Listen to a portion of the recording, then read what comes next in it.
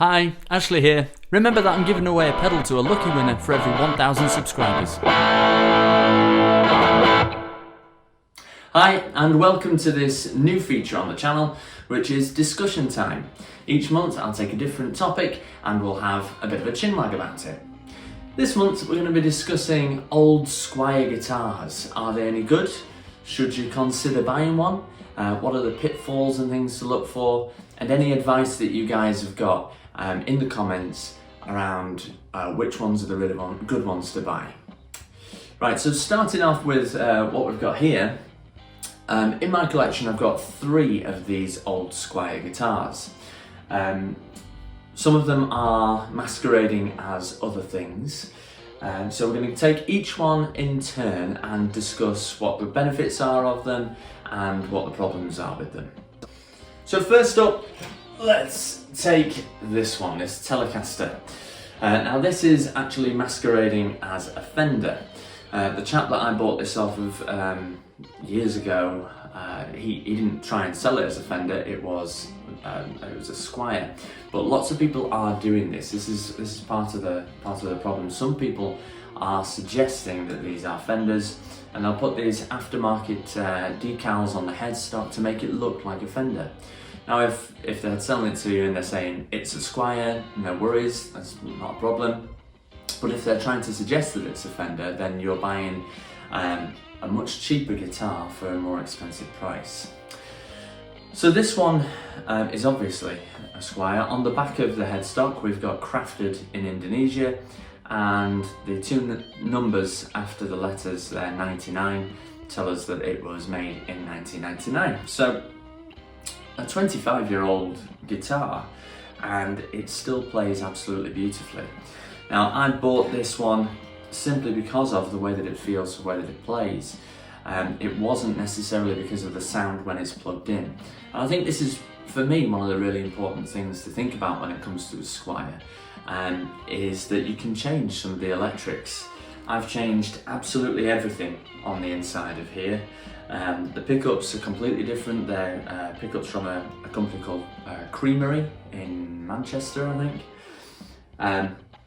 And even the electrics, every single thing, every single component has been changed. So it's no longer, in terms of the electrics, it's no longer a Squier, it's just a custom build. But the neck and the body remain unchanged. And the neck feels absolutely fantastic. That's why I bought it, because it feels amazing. And the body is this big, thick slab of wood, with quite a big, thick slab of lacquer over the top as well. So it makes it feel really, really heavy, really, really chunky, which I really like. It also has a really good kind of resonance to it just when you're playing acoustically.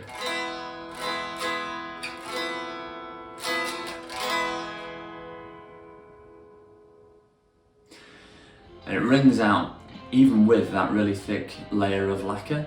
So, I mean, the conventional wisdom, as far as I'm concerned, is that if you've got a thinner layer of lacquer, then the wood's going to resonate better, and the lacquer is only ever going to take away from the sound. But this has got a really thick layer of lacquer. I know how thick it is because one of the other things about buying an old guitar is that they often look quite beat up. There's chips and things in the lacquer. Now when I bought this, I was very much thinking, oh, I'll use this as a bit of a project guitar, I'll beat it up a little bit more and do a little bit of relicking, because I was interested in that at the time. So I took the chips that were already there and kind of sanded them down a little bit. So this one on the horn here, I sanded it down a little bit, and very quickly realised that the lacquer is unbelievably thick. It's probably about, I don't know, 3 or 4 mil thick, which is absolutely bonkers. So very, very quickly I decided to stop trying to relic it because it was going to take me forever and it wasn't going to look particularly great. This big piece on the back here, this really shows how thick it is and shows you how much work would go into actually getting it down to the wood. But that's what I did. I quite like the way that it sounds, the way that it feels.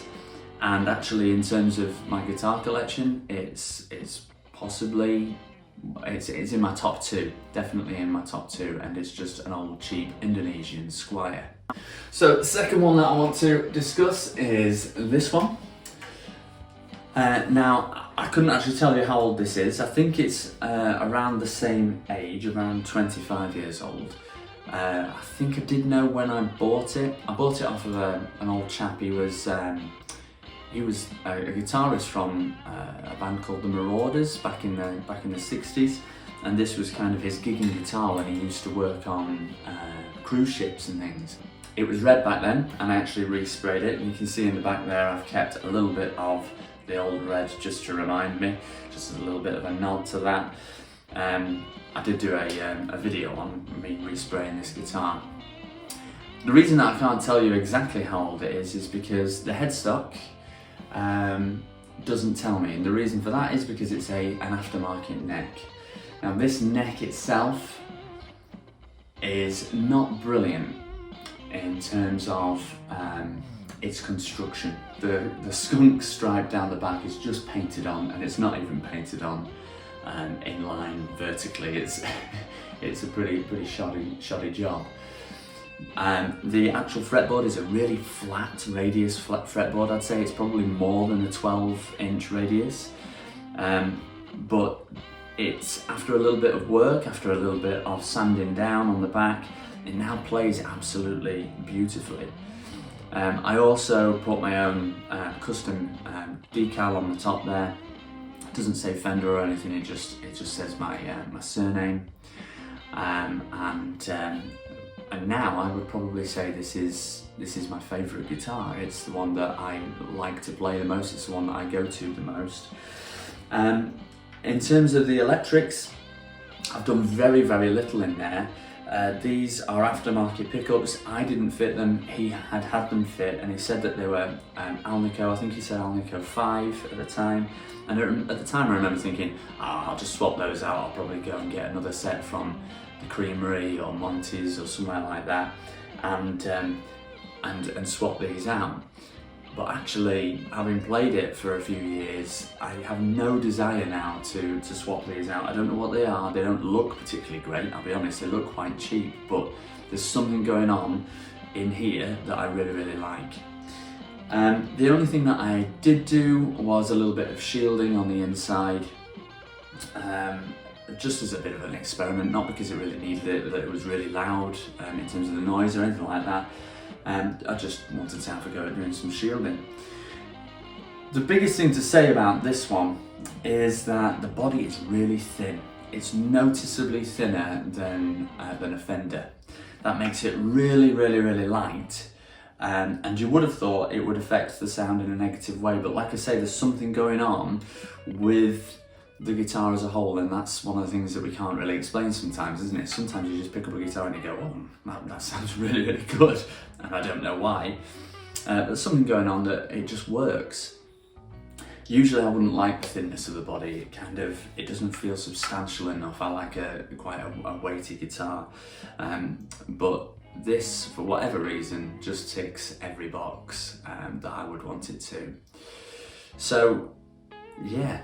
So I would probably say, if you're interested in looking at Squier guitars, then playing them and having a feel of the old ones, definitely. So Squier guitars nowadays have a really good reputation. They're the ones that they're producing now, like the classic vibe and things that you can get for just a few £100s. Are really well made. Every one that I've played in a guitar shop has been really good, sounds really good, feels really good. And even their cheaper models seem to be really well made. Now the argument with buying an older one, I think, is around well, some of them are really well made and some of them are absolute pigs. So I suppose that's the risk of buying an old guitar, is that sometimes you're gonna end up with a bit of a pig. And the next one that I'm going to show you is a bit of a pig. So here it is. This is one that I bought relatively recently. It's a 1998, crafted in China, crafted, not made, crafted in China, Squier Strat. Now, the biggest positive of this is that I paid £80 for it. So in terms of just going for it and having a punt, I haven't really lost very much money. The biggest drawback with this guitar is the neck. The neck is unbelievably thin. Like really, really thin. The profile of it from front to back is so thin, and it makes it really quite uncomfortable to play. The fretboard as well is also kind of, it grabs your fingertips. So I like a matte fretboard, not a lacquered fretboard, usually. Although that one's lacquered and I love it. But this one just seems to grab hold of my fingers, and I was thinking, oh, is it the rosewood? Do I just not like rosewood? But then on my Gibson, I love the fretboard on that. So it's not that. There's just something going on. Now the biggest thing with this is that it has been played to death. I mean the edges here, the fret edges, and the fingerboard is so rolled. It's honestly, there's no corner there whatsoever. It's just been played and played and played and played. It has got some battle scars as a result of that. The body is looking very scarred, very chipped, and I can tell that these are genuine chips because there's nothing aesthetically nice about them really. This isn't somebody who's been trying to relic. It hasn't been taken care of. The paint has also started to change colour. It's gone more yellowy in places, and there's places where it's starting to wear through because the lacquer is so thin. So this has got a really thin lacquer on it. The only thing that I've changed is so far is the scratch plate. That's the only thing that I've changed for a slightly different scratch plate. But everything else is as it was. So another thing to mention about this is the pickups. They're not Alnico pickups, and they've got a higher output. They are a little bit more muddy. So I bought this as a project guitar. I bought this as a guitar for 80 quid that I knew I was going to be getting rid of the neck. The machine heads are awful. They're absolutely knackered. I knew I'd be changing the pickups. I knew I'd be redoing all of the electrics. I knew I'd probably be changing the trem system as well in the back. They've just put a block of wood in there to stop it from being able to move. It needs a lot of work. So all I'm really left with for my £80 out of this that I would be keeping is the body. So why did I buy it? Why did I buy this 26-year-old guitar just to get this body? And the answer is, it's thick and it's heavy. It's a proper sized Fender dimensions body, and it's got some real weight to it, and as a result it feels really nice when it's actually hugging into your body. So if I take an aftermarket neck and pop that on, find something that I really love, find pickups that I love, redo the electrics, I'm hoping that after spending those probably £300-400, I'll end up with a really nice guitar. So this is a long-term project for me. It's something I want to really take my time with, because if I'm going to spend £500, I could buy an entry-level Fender for that. Why wouldn't I just do that when I'm ending up with this Squier hybrid? I mean, for me, I love kind of tinkering with things and building things anyway, and I've started doing that more recently.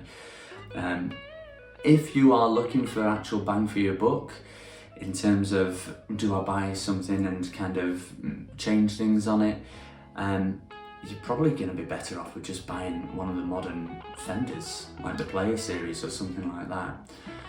That's the way that I feel. I don't know how you feel about that. I've played those Player Fenders and they feel really nice. The construction on them is really good. So I'd be tempted by one of those. Whereas if you just want to kind of have a go and tinker with things and you can change things over time, then a Squier, and especially an old Squier, is a really good place to start. So the lacquer on this, like I say, is really thin. So in theory, again, that should help with the resonance. But there's a lot of work to do on it. So I would like really for you to let me know your thoughts. Have you got any Squiers in your collection? Have you got any experience of old Squiers where things have gone really right and you found an absolute peach, or things have gone really wrong and you've ended up with a bit of a pig? What do you think about the new Squiers, the new range that they've got out at the moment? The cheaper ones, the more expensive classic vibe, the contemporary series, all of that. Is it worth us going for a new Squier, an old Squier? What's your experience of them? It would be fantastic to share all of that in the comments and get this conversation going this month. So thanks ever so much for watching. I look forward to reading those comments, and I'll see you next time.